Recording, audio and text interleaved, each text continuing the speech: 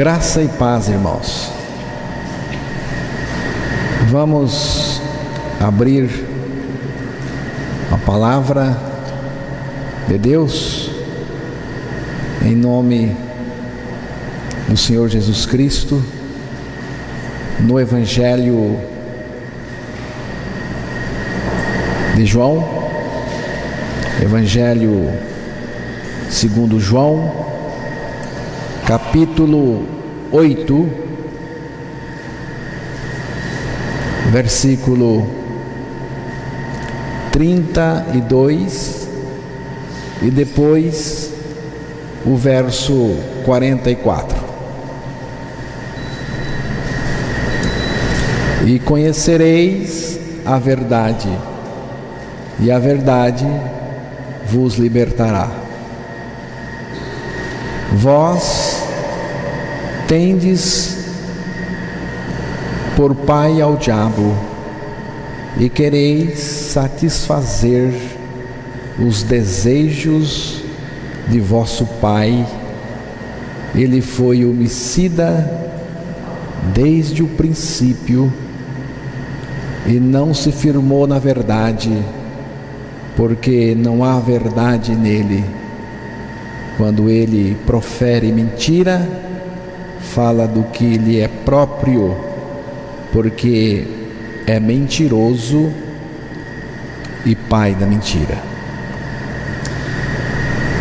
Existem aqui duas categorias para nós considerarmos: a verdade de Cristo, que liberta e liberta verdadeiramente, e a mentira do diabo, que mantém na escravidão. A verdade que liberta do pecado, a verdade de Cristo, a verdade do Evangelho que liberta do pecado, e a mentira do diabo que faz a manutenção do pecado na vida das pessoas. Deus, irmãos, não precisa provar que Ele está certo. Ele não precisa demonstrar que o que Ele faz está certo. Ele não precisa. Em nenhum lugar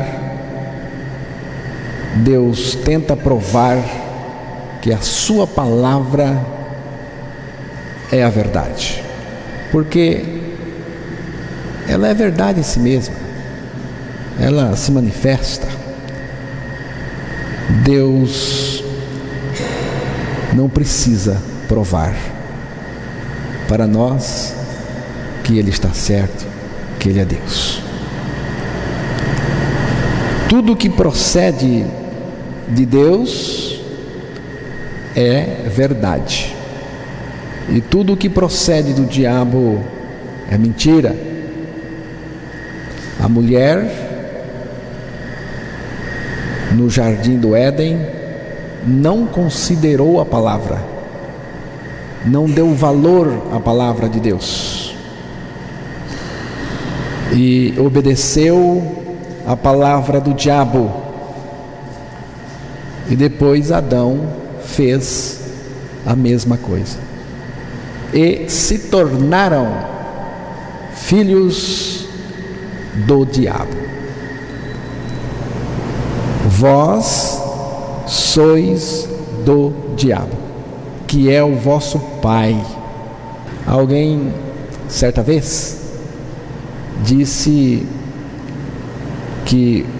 o seguinte: o diabo me tentou, a tentação foi forte e eu fiz isso, mas o diabo quis que eu fizesse isso e me levou a fazer isso. Não é verdade, irmãos. Esta pessoa queria o que o diabo queria, por isso a tentação foi irresistível. É por isso que a tentação é tão forte, porque a pessoa deseja a mesma coisa que o diabo deseja: o pecado. O diabo peca desde que se tornou diabo, e o pecador peca desde que se tornou pecador. O pecado é o ponto comum entre o diabo e o ser humano e o pecador. A palavra satisfazer, que aparece no texto do Evangelho de João 8:44, a palavra satisfazer está mostrando para nós o quanto o pecador gosta do pecado. Essa palavra satisfazer é o gosto, é o gostar do pecador pelo pecado. Gosta, irmãos, e gosta muito. O pecado gera mesmo uma satisfação no momento que é cometido, depois se torna amargo. Hebreus 11, versículo 25. Hebreus 11, versículo 25.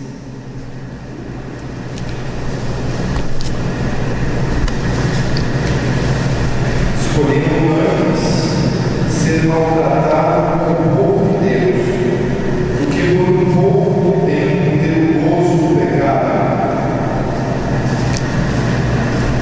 Que coisa terrível é essa? Escolhendo antes ser maltratado com o povo de Deus, aqui é Moisés, do que por um pouco de tempo ter o gozo do pecado. Moisés, pela graça de Deus, abriu mão do gozo do pecado. Mas isso só pode acontecer mesmo pela graça de Deus. Mas o que eu quero mostrar para os irmãos é que existe um gozo do que por um pouco de tempo ter o gozo, o prazer do pecado. Se pecar doesse, a coisa era diferente. Mas a pessoa não sente dor quando peca, mas uma satisfação interior, a satisfação da velha natureza. A natureza se satisfaz toda vez que peca ou que se manifesta. Toda mentira é infernal. Estamos falando disso aqui. Mas tem algumas mentiras que são piores. São mentiras ensinadas como se fossem verdades e que têm trazido muita destruição para a vida das pessoas, principalmente na igreja dos nossos dias. Já falamos aqui da mentira que diz que o homem é essencialmente bom. Mentira infernal. Já falamos da mentira que diz que todos os homens são filhos de Deus. E hoje gostaria de falar um pouco mais a respeito de uma mentira terrível. A mentira que diz que Cristo morreu em nosso lugar. Isso não é verdade. Isso não é a verdade da palavra e traz consequências terríveis para as pessoas. A palavra de Deus, irmãos, não ensina que Cristo morreu em nosso lugar. Pelo contrário, a palavra de Deus ensina que Cristo morreu por nós. E essa expressão por nós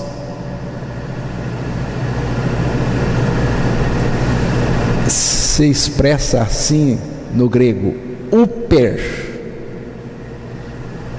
Uper significa em favor de, e não substituindo alguém. Cristo morreu em benefício nosso.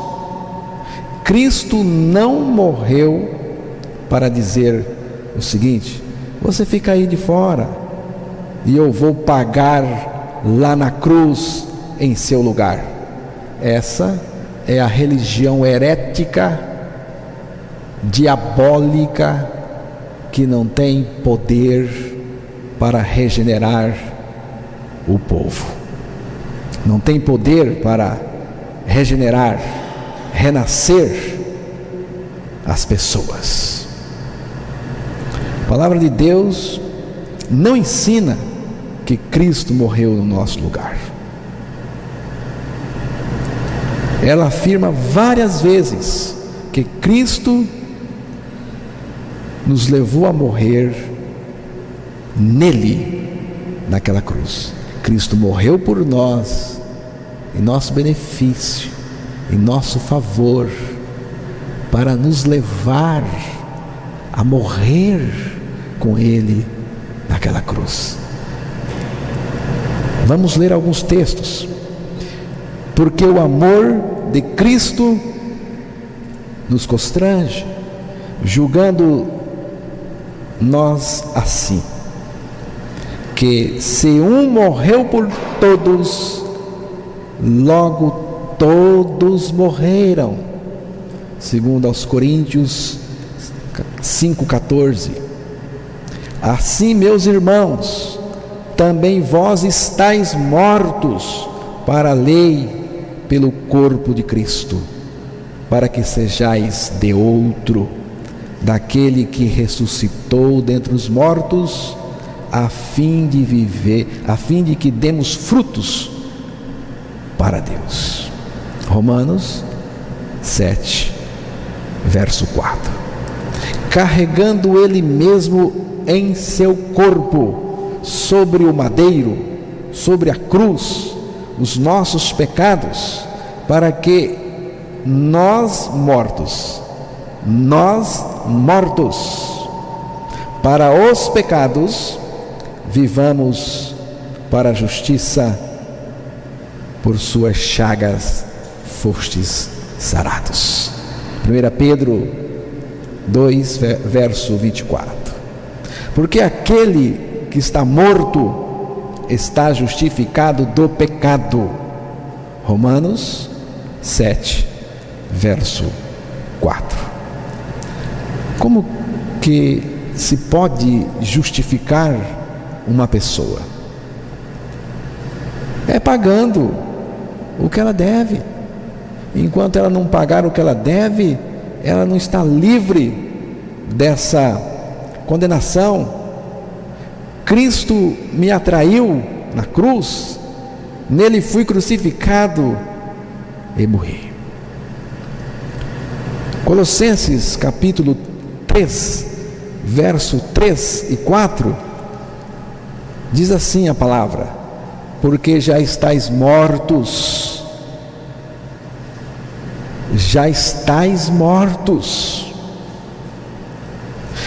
e a vossa vida está escondida com Cristo em Deus. Quando Cristo, que é a vossa vida, se manifestar, então também vós manifestareis com Ele.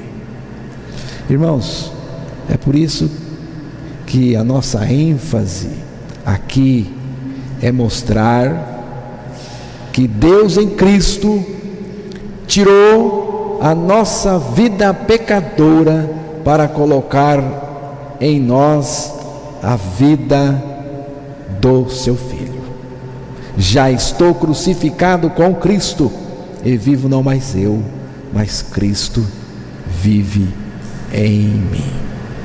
E eu gosto desse texto que Jesus disse no Evangelho de João, capítulo 12, verso 25. Vamos ler?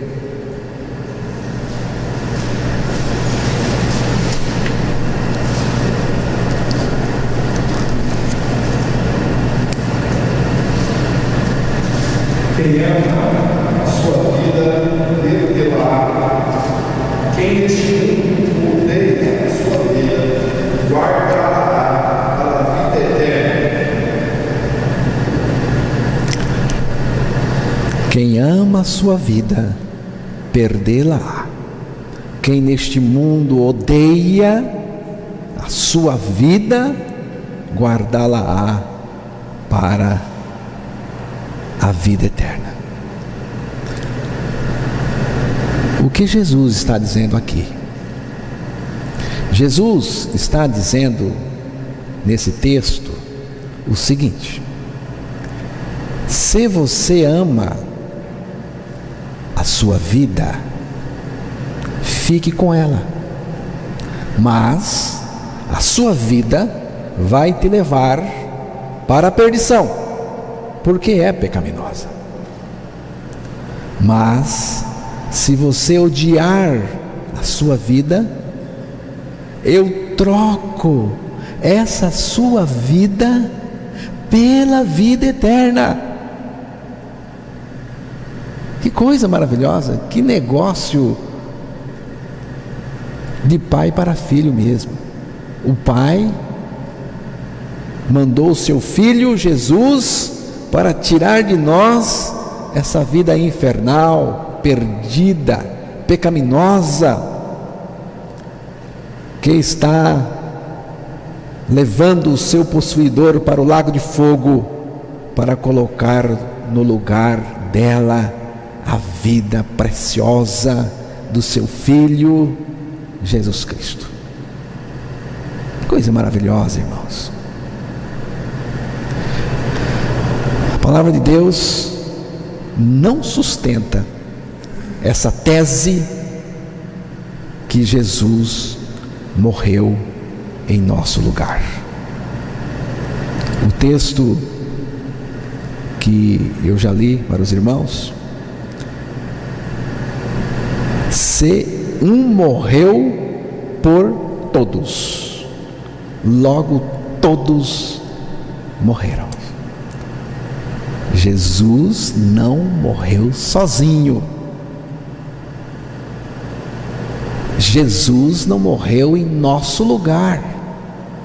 Aqui diz: se um, que é Jesus, morreu não no lugar, mas morreu por todos, logo todos morreram.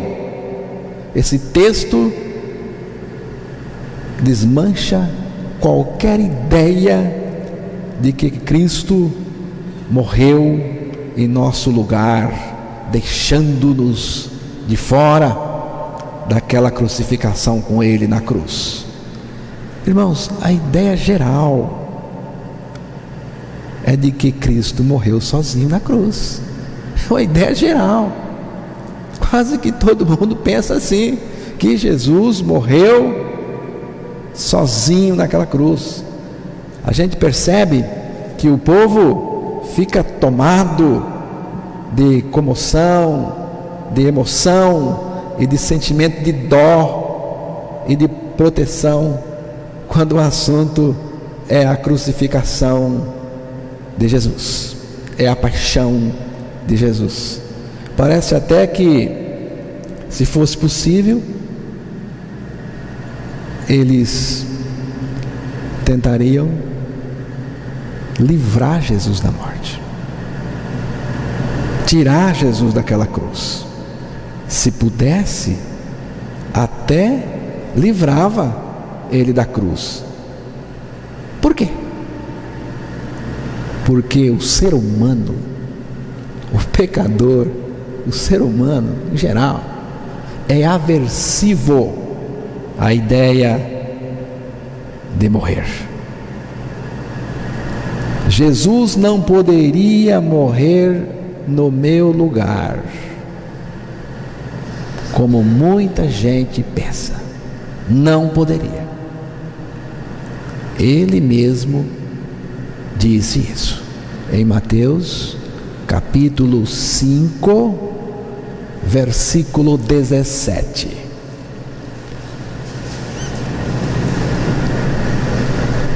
Não cuideis que vim destruir a lei ou os profetas, não vim revogar, mas cumprir. Não cuideis. Vocês estão pensando que vim para destruir a lei ou os profetas? Não vim revogar, mas cumprir. Jesus não veio revogar a lei, invalidar a lei, anular a lei, torná-la sem efeito. Ele não poderia nos livrar da lei.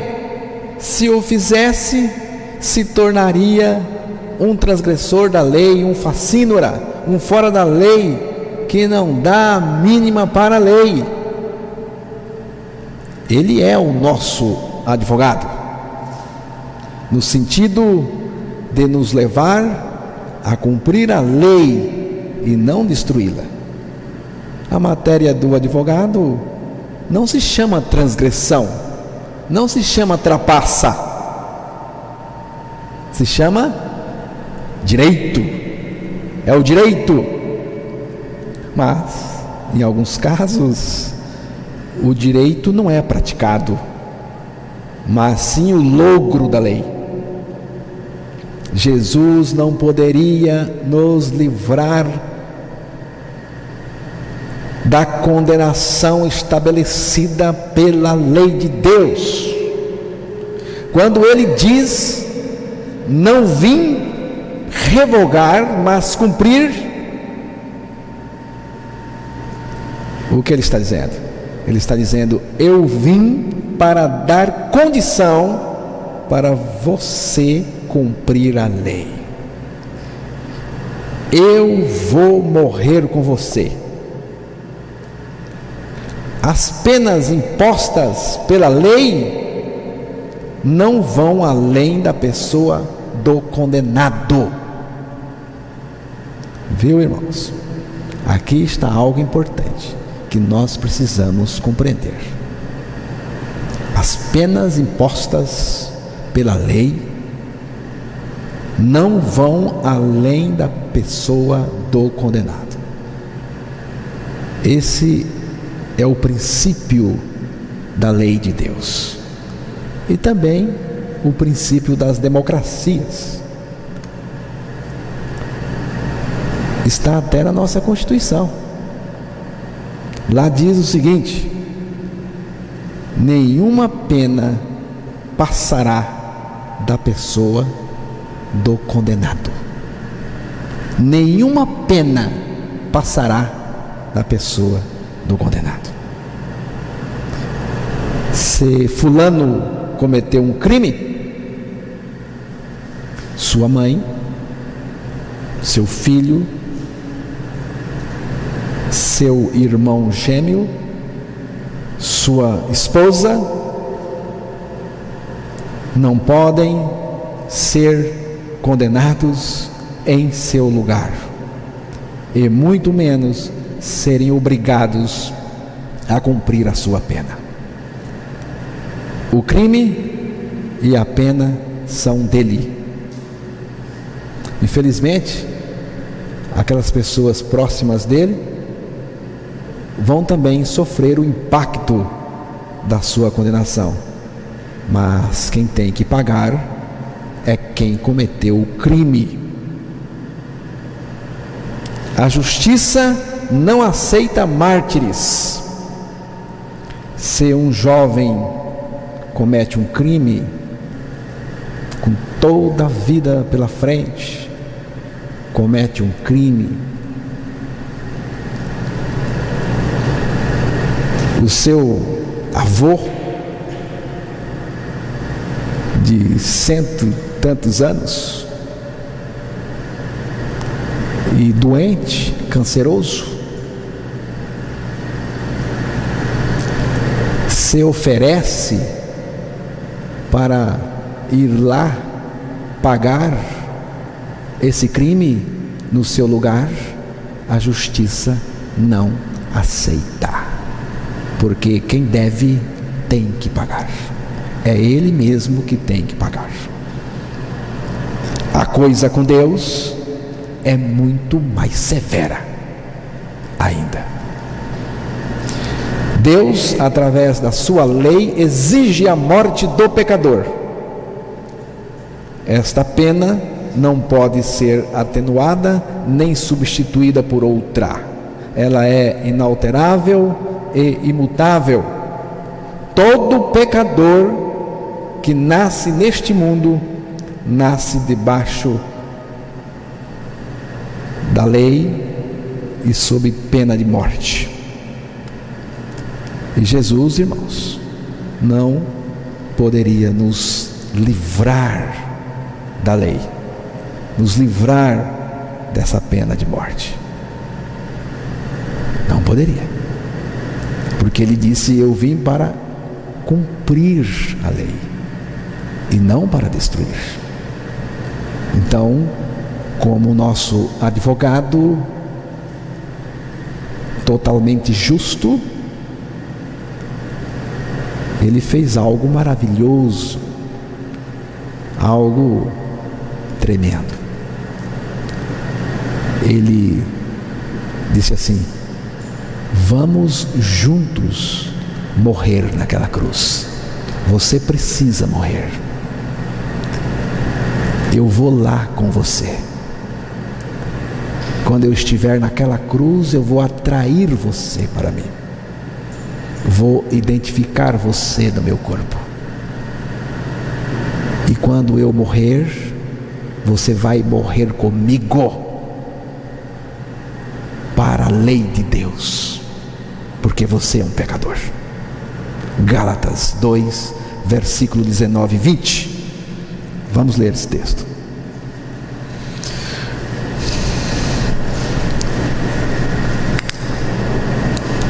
Porque eu também estou morto para a lei, para viver para Deus.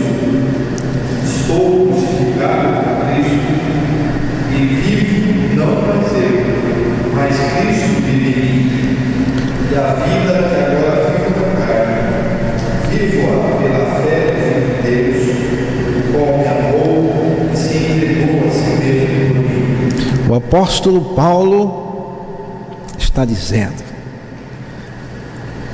eu, conforme a lei exigia, morri. E eu morri. E ela ficou satisfeita. A lei exigia a minha morte. Morri em Cristo. E a lei de Deus ficou satisfeita. E a finalidade é muito gostosa. A finalidade dessa nossa morte com Cristo. O resultado final, diz o texto aí, para Cristo viver em nós. O Romanos 8, versículo 1. Portanto, agora nenhuma condenação há para os que estão em Cristo Jesus, que não andam segundo a carne, mas segundo o Espírito. A palavra de Deus está afirmando algo muito precioso, maravilhoso, algo espetacular. A palavra de Deus está dizendo aí que nenhuma condenação há para aqueles que estão em Cristo Jesus. Nenhuma condenação há para aqueles que estão em Cristo Jesus. A primeira coisa que você precisa analisar nesse texto é em Cristo. Nenhuma condenação há para os que estão em Cristo. Como que eu estou em Cristo? O que significa estar em Cristo? Estar em Cristo é estar no seu corpo, é estar nele, dentro dele. Foi isso que Jesus fez quando ele nos atraiu. Ele nos atraiu para nos fazer entrar nele, e a partir desse momento nós estamos em Cristo em qualquer circunstância. Coisa maravilhosa. E em Cristo, o que aconteceu conosco em Cristo? Cristo morreu, nós morremos. Morremos porque a lei pedia a nossa morte. Se morremos, a lei de Deus está satisfeita. Paguei a minha dívida em Cristo. Cristo me levou a pagar a minha dívida. Nenhuma condenação existe mais, irmãos. A lei de Deus não me condena. Deus não me condena. Nenhuma condenação existe mais. Porque aquele que está morto, justificado está do pecado. Romanos 6, versículo 7. A lei pedia a nossa morte. Eu morri, está tudo certo. Isto é, a lei de Deus foi satisfeita. Não é que a morte de Cristo satisfez a lei por nós. Preste atenção. Não é que a morte de Cristo satisfez a lei por nós, mas Cristo me levou a morrer com Ele na sua morte. Então a lei de Deus foi satisfeita, porque o pecador era eu é que tinha que morrer. Enquanto eu não morresse, a lei de Deus não estava satisfeita comigo. Então Jesus nos levou a morrer com Ele naquela cruz. Perdemos tudo. Quando morremos, perdemos a nossa vida. Perdemos tudo. Se perdemos tudo, o que mais sobrou, irmãos? Não sobrou mais nada. O que um morto possui? Não possui nada. Agora é o momento em que Deus vem nos enriquecer do seu mais precioso tesouro. Ele agora vai deixar dentro de nós a vida de Cristo. É agora que entra a palavra graça, que vocês falam tanto. Estou morto? Acabou para mim? Não tenho mais nada? Zerei? Mas nesta condição de morto, Deus vem deixar em nós a coisa mais preciosa. o maior tesouro, a vida de Cristo. E é aqui que entra a palavra graça. Cristo vai viver em mim. Tudo o que Ele é, Ele vai viver em mim e através de mim se manifestar. Graça, pura graça.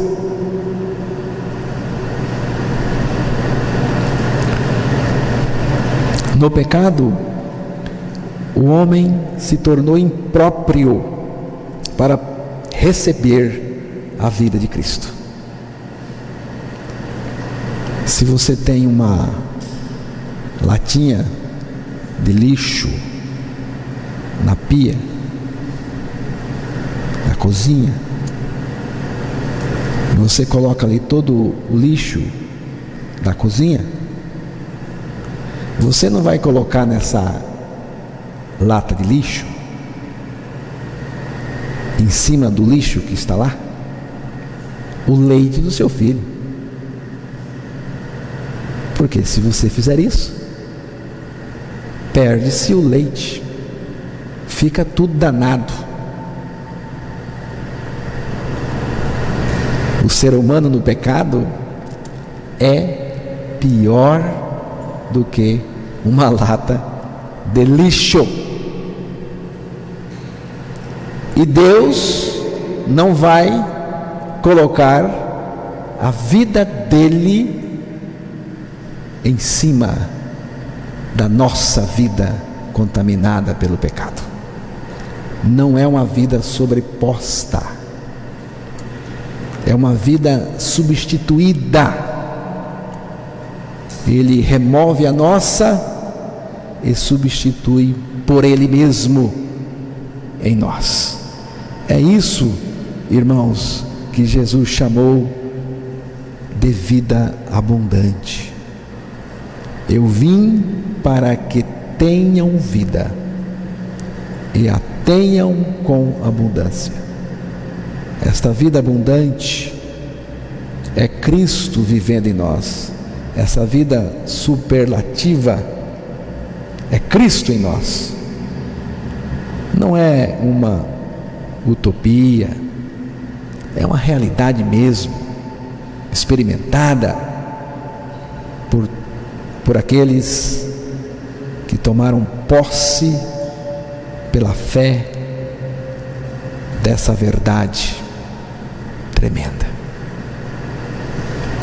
Eu creio. Você crê?